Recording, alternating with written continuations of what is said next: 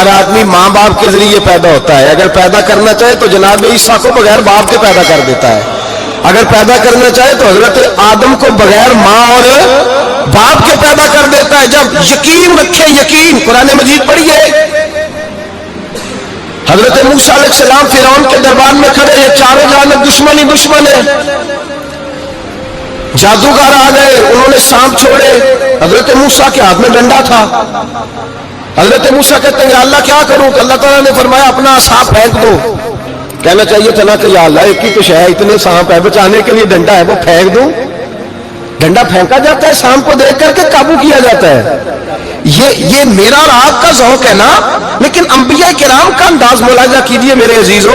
اللہ فرماتے ہیں ڈنڈا, اے موسیٰ ڈال دے اپنا عصا. پہلے نہیں فرمایا کہ سانپ بن جائے گا, فرمایا بس تو ڈال دے. میں اور آپ ہوتے ہیں تو سامنے ہے, ڈنڈا ہاتھ میں ہے, ہم کہیں گے عجیب بات ہے, یہی تو دفاع کی چیز ہے, اسی کو ڈال دوں تو بچوں گا کیسے؟ کہا ڈال دو. تو حضرت موسیٰ نے ڈال دیا. کہا میرے رب کا حکم ہے تو میرے لیے بہتر ہی ہوگا. اللہ فرماتے ہیں جب موسیٰ نے ڈالا تو میں نے اس ڈنڈے کو, اس عصا کو اژدہا بنا دیا. اب کبھی عصا بھی اژدہا بنے, کبھی چھڑی بھی بہت بڑا اژدہا بنی ہے, لیکن قرآن کہتا ہے جناب موسیٰ نے ڈالا تو اللہ نے اژدہا. بلکہ اس سے پیچھے چلیے, عورتیں کمزور یقین کی ہوتی ہے نا. جناب موسیٰ پیدا ہوئے تو اللہ فرماتے ہیں میں نے موسیٰ کی ماں کے دل میں بات ڈالی, ماں کے دل میں صندوق میں ڈال کے تو اس کو دریا میں بہا دے. اور بھائی صندوق میں کہہ سکتے ہیں نا آکسیجن کیسے جائے گی, اور دریا میں بچے بچنے کے لیے ڈالے جاتے ہیں کہ ڈوبنے کے لیے ڈالے جاتے ہیں. ماں کے دل میں یقین کمزور نہیں تھا اموں کا. انبیاء کے ماں باپ موحد ہوتے ہیں, دین کو ماننے والے. ماں کے دل میں اللہ نے بات, اللہ قرآن میں کہتے میں نے وحی کی, میں نے القاء کیا, میں نے بات ڈالی. حضرت موسیٰ کی ماں کہتی ہے میں نے ڈال کے نا سمندر میں بیٹا, میں نے سمندر میں بیٹا ڈال کے صندوق میں بند کر کے رب کے حوالے کیا. آپ فرماتے ہیں میرے مالک کا بھروسہ کیا تو پھر میرے مالک کا کام دیکھو, کمال دیکھو.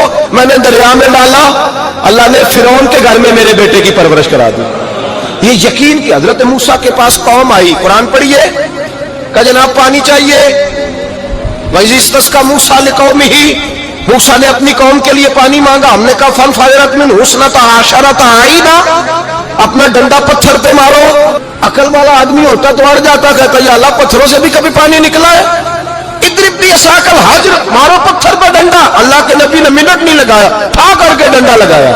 فَانْفَجَرَتْ مِنْهُ اثْنَتَا عَشَرَةَ عَيْنًا, اللہ فرماتے ہیں جناب موسیٰ نے ایک عصا مارا, میں نے 12 چشمے جاری کر دیے. تو لے تو اللہ کرتا ہے, اللہ کہتا ہے پڑھ نماز روزی دوں گا, کہتا ہے سوچتا ہوں. اللہ فرماتے ہیں آجا مسجد میں تیرا ہو جاؤں گا, کہتا ہے دیکھتا ہوں. رب فرماتے ہیں تو میرے محبوب کی غلامی کر, میں تجھے محبوب بنا لوں گا. تو کہتا ہے تھوڑا بڑا ہو کے داڑھی رکھنی ہے, ابھی سیانا ہو کے میں ذرا سرٹیفکیٹ لے لوں اسرائیل سے کہ کتنے سالوں کے بعد آئیں گے, پھر شروع کروں گا. پروگرام بنا رہا ہے, ابھی تو ارادے میں ہے. اللہ کے پیغمبر کا ڈنڈا, اور اس سے زیادہ آگے بات ہو گئی. پیچھے فوج لگی ہوئی ہے فرعون کی, مجمع ہے, ہزاروں لاکھوں کا لشکر لے کے, تلواریں نیزے, فرعون پیچھے, آگے دریا آ گیا. حضرت موسیٰ علیہ السلام کھڑے ہیں, اب کدھر جائیں؟ اللہ پاک نے فرمایا مارو ڈنڈا. کہاں؟ پانی پہ ڈنڈا مارو. اب حضرت موسیٰ علیہ السلام پانی پہ ڈنڈا مارے تو پانی ابھرے گا, اس سے زیادہ کیا ہوگا؟ پہلے پتھر پہ ڈنڈا مروایا تو پانی نکلا, اب پانی پہ ڈنڈا مروایا. فَإِذْ فَرَقْنَا بِكُمُ الْبَحْرَ فَأَنْجَيْنَاكُمْ وَأَغْرَقْنَا آلَ فِرْعَوْنَ. اللہ فرماتے ہیں موسیٰ نے پانی پہ ڈنڈا مارا تو میں نے پانی میں رستے بنا دیے. ایک جگہ ڈنڈا مارا تو پانی نکل آیا, دوسری جگہ عصا مارا تو پانی خشک ہو گیا. 12 چشمے بن گئے, 12 رستے بن گئے دریا میں سے. حضرت موسیٰ علیہ السلام گزر گئے, اور اللہ فرماتے ہیں فرعون بھی آیا تو اسے میں نے غرق کر دیا, اور وہ کھڑا دیکھتا ہی رہ گیا کہ بنا کیا ہے. یہ تو بات ہے حضرت موسیٰ کی, میرے مصطفیٰ کے غلام. حضرت سعد بن ابی وقاص قادسیہ کی جنگ کے لیے نکلے, رستے میں دریائے نیل آ گیا. حضرت سیدنا سعد بن ابی وقاص اب کہاں سفر طے کر کے آئے, کہتے ہیں پتہ ہی نہیں تھا کہ دریا آ جائے گا. اب دور دور تک پل کوئی نہیں. صحابہ کہتے ہیں دشمن للکار رہا, حضرت سعد بن ابی وقاص دریا کنارے کھڑے ہوئے, ایمان, یقین اور استقامت, ڈٹ گئے. کہنے لگے وہ دریا اگر تو حضرت موسیٰ کی نافرمان قوم کو رستہ دے سکتا ہے، محمد عربی کے وفادار نوکر ہیں، ہم تو رسول اللہ کے ماننے والے ہیں، دشت تو دشت ہے، دریا بھی نہ چھوڑے ہم نے، بحر ظلمات میں دوڑا دیے گھوڑے ہم نے، فرمایا چھوڑ رستہ۔ صحابہ کہتے ہیں اس وقت ہم نے نعرے لگائے جب دریا نے رستہ ہی چھوڑ دیا۔ کہتے ہیں پھر اللہ رسول پر ہم ذکر کرنے لگے، درود پڑھنے لگے، دریا سے رستے بن گئے۔ فرماتے 10,000 کا لشکر گزر گیا، اس پار جب گیا نا تو حضرت سعد بن ابی وقاص نے پھر مجمع پہ نظر ڈالی، فرمایا کسی کی کچھ ہے تو نہیں رہ گئی پانی میں، کوئی دریا میں چیز تو نہیں رہ گئی؟ ایک صحابی کہنے لگے میرا مٹی کا پیالہ رہ گیا ہے۔ یار ذرا دیکھیے انداز دیکھیے، مٹی کا پیالہ، او یار چھوڑ پڑا، مٹی کا پیالہ کیا ہوتا ہے؟ اب تو مٹی کے پیالے کی بات کرے گا، چھوڑ دے، کیا کرتا ہے؟ اس نے کہا پیالہ میرا رہ گیا ہے۔ تو حضرت سعد بن ابی وقاص کہنے لگے کیوں ہمارا پیالہ رہ جائے، ہم رسول اللہ کے نوکر ہیں۔ ایمان، یقین اور استقامت کی دولت، پھر دریا کی طرف دیکھا، کہنے لگے چل یار ہمارا پیالہ بھی واپس کر دے۔ صحابہ کہتے ہیں دریا کی لہر آئی اور پیالہ بھی واپس کر گئی۔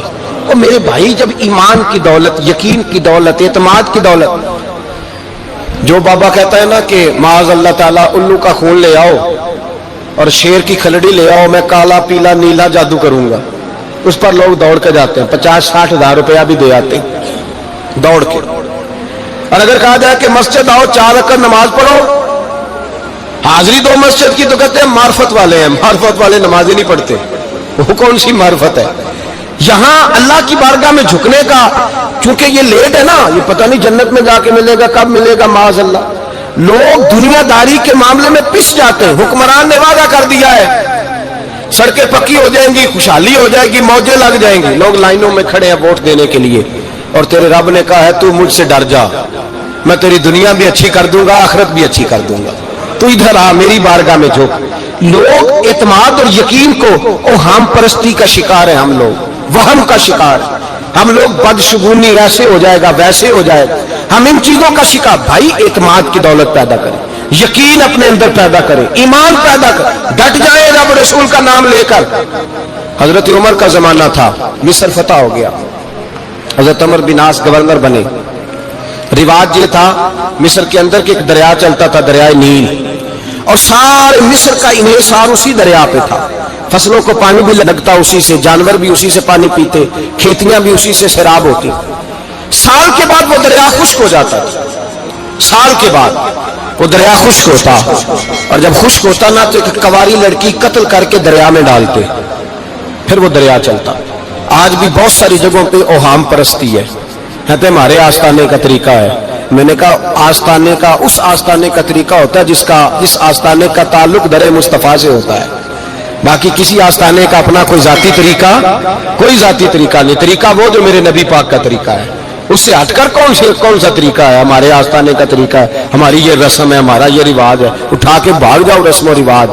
ہمارے رسم و رواج رسول اللہ کی سنت کے پابند ہے۔ سارے بولیے صلی اللہ ہو، پھر ایک دفعہ پڑھیے درود شریف صلی اللہ ہو، 3 دفعہ کر لیں تاکہ طاقت عاد ہو جائے، صلی اللہ ہو۔ نبی پاک صلی اللہ علیہ وسلم کا طریقہ اصل طریقہ ہے۔ حضرت عمر فاروق کو جناب عمر بن عاص، اور کہتے ہیں کہ پکا طریقہ یہ تھا کہ جب تک لڑکی قتل کر کے ڈالتے نہیں تھے دریا چلتا نہیں تھا۔ حضرت عمر کو خط لکھا کہ حضور یہ معاملہ ہے، اور لوگ مجھے یہی کہتے ہیں، میں نے لوگوں کو سمجھایا ہے کہ اسلام ظلم کا حکم نہیں دیتا، ظلم کی اجازت نہیں دیتا، کیسے لڑکی قتل کی جائے، اب آپ بتائیں کیا کرنا ہے؟ حضرت عمر ایمان، یقین، استقامت، پہاڑ ہیں یہ لوگ۔ حضرت عمر نے 2 خط لکھے، ایک حضرت عمر بن عاص کے نام، دوسرا دریائے نیل کے نام، 2 خط لکھے۔ ایک خط لکھا دریا کے نام، ایک خط لکھا عمر بن عاص گورنر کے نام، گورنر کے نام خط لکھا تو فرمایا جتنے یہودی ہیں، عیسائی ہیں، کمزور ایمان والے، سب کو دریائے نیل پہ لے جا، اور میرا یہ دوسرا خط دریا میں ڈال دے اور سب کے سامنے ڈالنا۔ کہتے ہیں یہ خط پڑھنا چاہے تو تجھے اجازت بھی ہے، سنیے اور سر دھوئیے اور سوچئے کہ اصل کمزوری کہاں آئی ہے۔ رمضان کے سب سے پہلے جمعے میں سب سے اہم موضوع چھیڑا ہے، کمزوری اور نقص واقعہ کہاں ہوا ہے۔ حضرت سیدنا عمر بن خطاب رضی اللہ تعالیٰ عنہ نے دریا کو مخاطب کر کے لکھا، ہو دریا اگر تو کہتا ہے نا کہ لڑکی قتل کر کے پھینکی جائے گی تو میں رسول اللہ کا ماننے والا ہوں، میں ظلم نہیں ہونے دوں گا۔ ہمیں تیرے پانی کی ضرورت ہی کوئی نہیں، تو بے شک پانی نہ دے، اور اگر تو اللہ کے حکم سے بہتا ہے، اگر تو اللہ کے حکم سے بہتا ہے تو پھر اللہ کا بندہ اور مصطفیٰ کا غلام عمر تجھے حکم دیتا ہے کہ فوراً بہنا شروع کر دے، فوراً منٹ نہ لگانا۔ حضرت سیدنا عمر بن عاص فرماتے ہیں لشکروں کے لشکر لے کے میں دریائے نیل پہ پہنچا اور بھرے مجمع میں جناب عمر کا خط میں نے ڈالا تو دریا نے بہنا شروع کر دیا۔ فرماتے ہیں دریا بہنے لگا اور غیر مسلم کلمہ پڑھنا شروع ہو گئے۔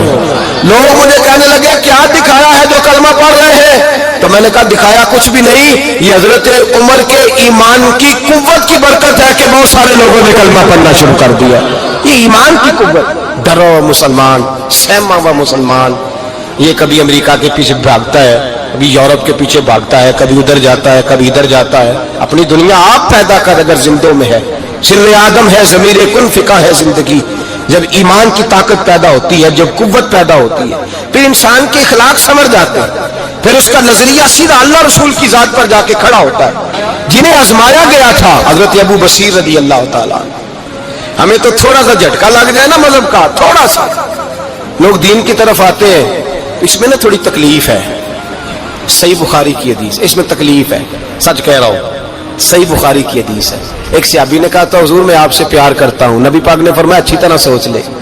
میں سوڑیا نہیں پیار ہے، فرمایا چل پھر سوچ لے۔ حضور بڑا پیار، میں سوچ لے، کہا محبوبہ بڑا پیار ہے۔ نبی پاک نے فرمایا پھر تیاری کر لے، جس طرح گہری جگہ پہ پانی تیزی سے آتا ہے تیری طرف مشکلات بھی تیزی سے آئیں گی، تیزی سے۔ یہ شہادت گاہ الفت میں قدم رکھنا، لوگ آسان سمجھتے ہیں مسلمان ہونا، ذرا اچھی طرح سوچ لے، جو مجھ سے محبت کا دعویٰ کرے گا اسے تکلیف ہے، بولو اسے تکلیف ہے، یہ پکی بات۔ جو محبت میں مخلص ہو وہ دیکھ لے میں آزمائش میں کتنا ہوں۔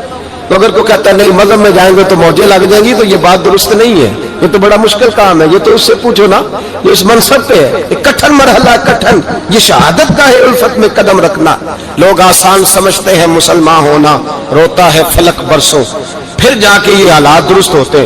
تو بھائی یاد رکھے اور سمجھے، حضرت ابو بصیر رضی اللہ تعالیٰ عنہ، نبی پاک صلی اللہ علیہ وسلم نے طے کر لیا کفار کے ساتھ، حدیبیہ کی جنگ ہوئی تو فرمایا اگر کوئی مسلمان مکے چلا جائے گا تو کافر کہنے لگے ہم واپس نہیں کریں گے، اور اگر کوئی کلمہ پڑھنے والا ستایا ہوا مسلمان مدینے آئے گا تو مسلمانوں کو واپس کرنا پڑے گا مسلمان اپنا بندہ نہیں رکھ سکتے، اور مسلمانوں کا کچھ شخص غلطی سے بھی مکے چلا گیا تو مکے والے واپس نہیں کریں گے۔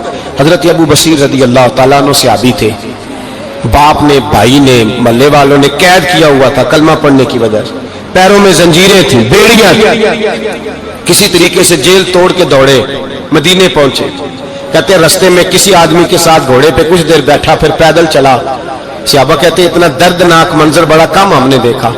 ابو بصیر جس گلی سے گزرتے وہاں خون پھیل جاتا، ان کی ٹانگیں خون سے کٹتی، وہ زنجیریں بندھی ہوئی، در رسول پہ حضور میں بھاگ کے آیا ہوں۔ کہتے ابھی نبی پاک صلی اللہ علیہ وسلم ان کی بات سن ہی رہے تھے کہ پیچھے سے قریش کے 2 سپاہی بھی آ گئے، کہنے لگے یہ بھاگ کے آیا ہے اور آپ کا وعدہ تھا کہ آپ واپس کریں گے۔ چشم زدن میں ذرا سوچنا، چشم زدن میں تھوڑی دیر کے لیے غور کرنا کہ ہمیں ہمارا استاد، ہمارا پیر دھتکار دے کہ جا دوڑ جا، تو کہتے ہیں بسم اللہ جناب یہ جا رہے ہیں۔ ایمان کی پختگی دیکھے، اس نے تو ہمیں نکال ہی دیا جی، وہ کیسا بندہ ہے، یہاں تو کسی کے یہاں کوئی فاتحہ پڑھنے نہ جائے تو لوگ بگڑ جاتے ہیں۔ کہتے ہیں اس نے سلام نہیں لی، فاتحہ نہیں پڑھی، بس ختم، اس کو احساس ہی نہیں۔ حضرت سیدنا ابو بصیر سامنے کھڑے، سامنے 2 سپاہی آ گئے، ذرا دیکھیے ایمان کی پختگی، ایمان، یقین اور استقامت۔